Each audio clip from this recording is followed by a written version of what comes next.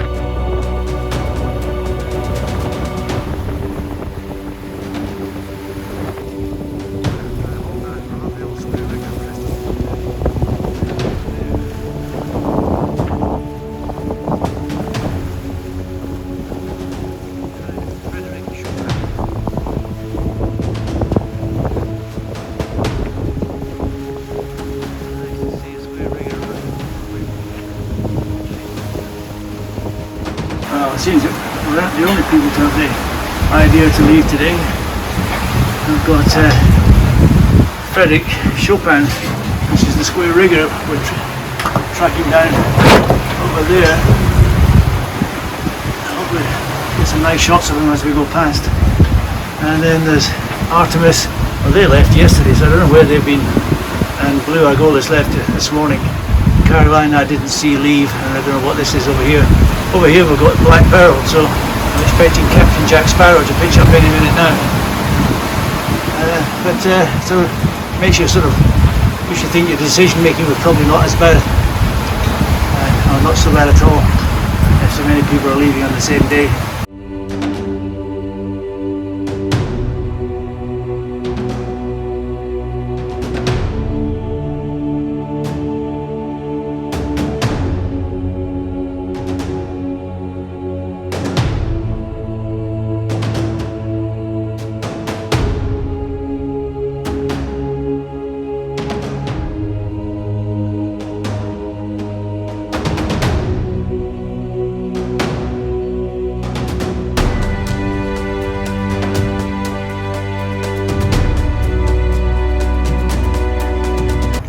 Good afternoon, campers, and welcome to Not So Bad on Saturday the 3rd of December. It's a lovely day on the ocean, apart from the fact that we haven't really got very much wind. We've got 5 knots of wind, but it's following wind, and as a result we're managing to move along at 3 to 4 knots, which is rather less than we'd like, but there we go, it is what it is. For a while we've had the ocean to ourselves, but some yacht behind us called Machango or something like that is hauling us down, so they're obviously doing rather better in this light and fluky wind than we are, because they're doing 5.9 knots, which is more than the wind, so either they're motoring or they've got a real flying machine. Anyway, it doesn't matter. We're just about to start using our little barbecue grill. Bring up the last bit, and then we'll grill some sausages. It's a lovely day on the ocean, and we just have to make do with what it is. The forecast suggests that it's going to be a bit like this for a long time. We had a reasonable night, but the weather, the wind, it was very fluky and moving around, and I had to reset the sails again and again and again to proceed in the direction we were planning to go. We were planning to go to this waypoint here, but in the end I decided to skip straight to the next waypoint, which is where we're going now, and that gave us a better sort of point of sail, and we made better progress. In fact,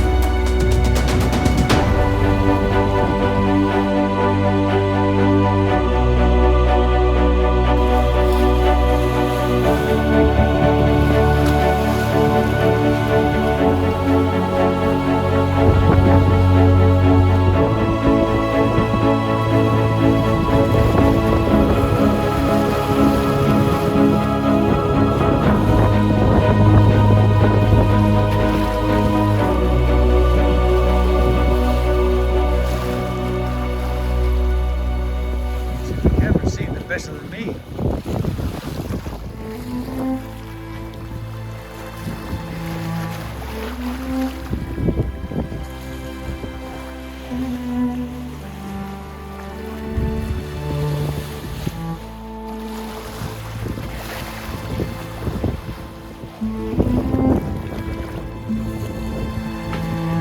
Look how see these glowing eyes. I can see them through the camera. That's amazing.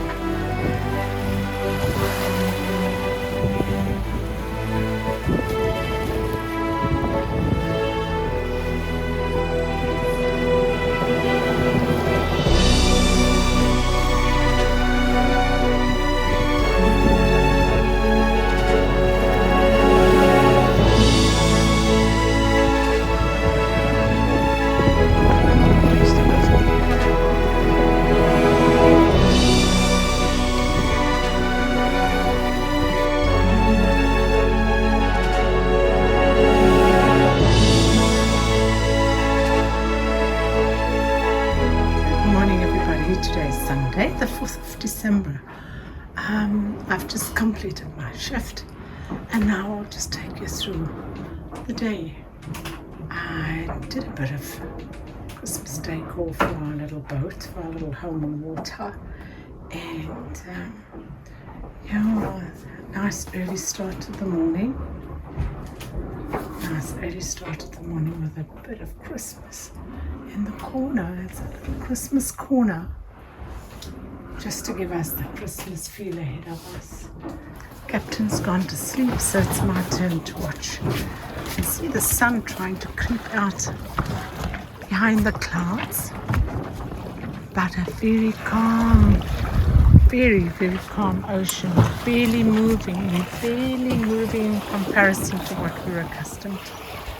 But hey, it's all fair, it's all part of the journey. We have some good days, we have some high knots, 5, 7, 8 knots when we started, 5, 6, 7 knots, when we started out on Friday morning from Cape Verde. John's got the sails are up, the jenny's up, flapping away, but very slow moving. That's all right, we have time. Hopefully the sun will come out shortly and brighten up our Sunday. The weather's great, the weather's just cool. It's just after 8 in the morning, ship time, and a flat, calm day ahead. Good evening, guys. It's Sunday the 4th, and you join us as the sun sets. We're slowly making our way to the west. All day we've been doing this speed, 2 or 3 knots. We've never actually stopped, but we never get to go very fast. And to keep going in the direction we wish to go, the wind has gone backwards and forwards quite a bit. So I've just jibed the mainsail. Hold on, let's see if we can do it. We're now running goose wings. We had them both out the same side, on the port side, on the starboard tack. But now we've got the main out on the starboard side, running on the port tack. And we're heading southwest, as we've been trying to do all day. Not quite sure when the wind is going to return. The forecasts are quite varied on that. But it looks like sometime tomorrow, perhaps by lunchtime. But in the meantime, I have to say it's very comfortable.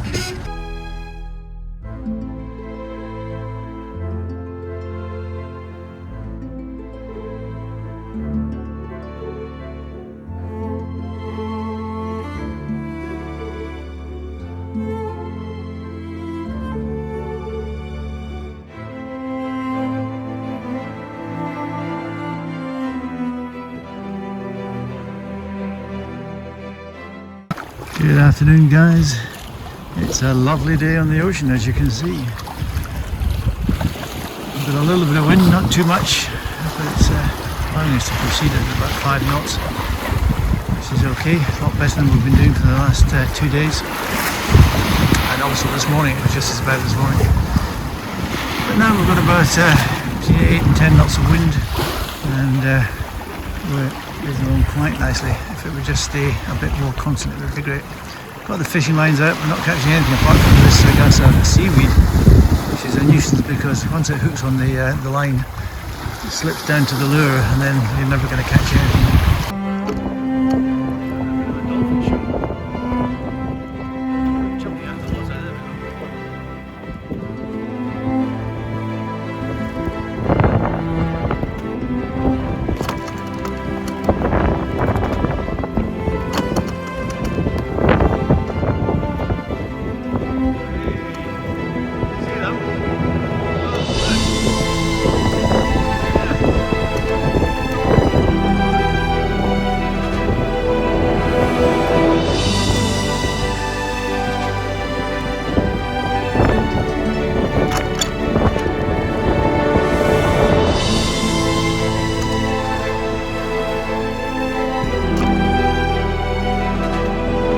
morning again, everyone.